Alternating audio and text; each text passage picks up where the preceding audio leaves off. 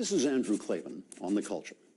Today we take an inspiring look at your public sector unions at work.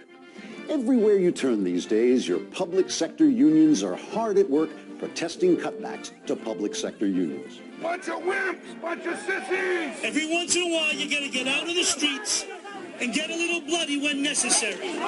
This guy's making threats now. He says he's gonna break my neck. One lawmaker looked out at the crowds gathered in the Wisconsin Capitol today and said it's like Cairo moved to Madison. That's right.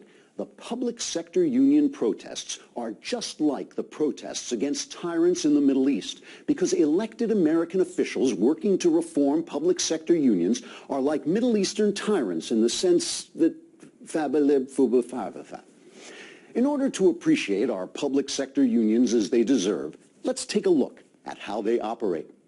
In the private sector, you have an employer who creates wealth and pays his workers for their labor out of that wealth.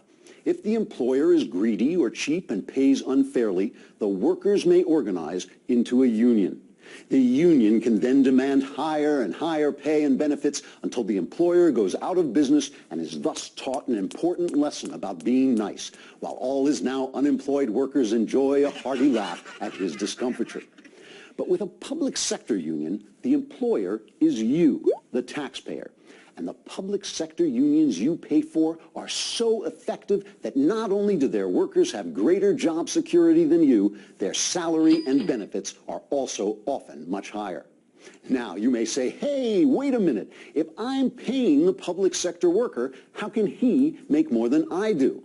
Well, the reason is there are a lot more ordinary people than there are public workers. So each person can pay part of the public worker's higher salary, just as there are more ordinary people than princes and kings. So the princes and kings can wear fur and jewels while the ordinary people starve. You see, unlike private workers who may be constrained by market forces, public workers, by definition, provide essential public services with no competition.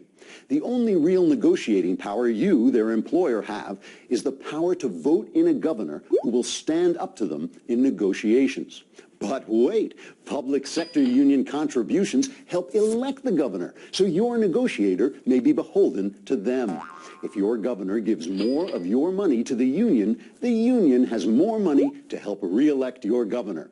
More and more of your money for more and more re-elections until you have no more money, and then the governor raises the workers' pensions, because by the time the workers collect their pensions, the governor will be out of office anyway. Now, when the bill for those pensions does come due and you have no money to pay it, the public sector union worker takes to the street in protests, because protesting magically creates more money. What a great system. I hope this has explained why we should support our protesting public sector union workers. Because if we don't, they'll hurt us. For more information about public sector unions, read Obama and America's Public Sector Plague by E.J. McMahon and Shakedown by Stephen Malanga. They're both colleagues of mine at the City Journal, which has more public union information at city-journal.org. This is Andrew Klavan on The Culture.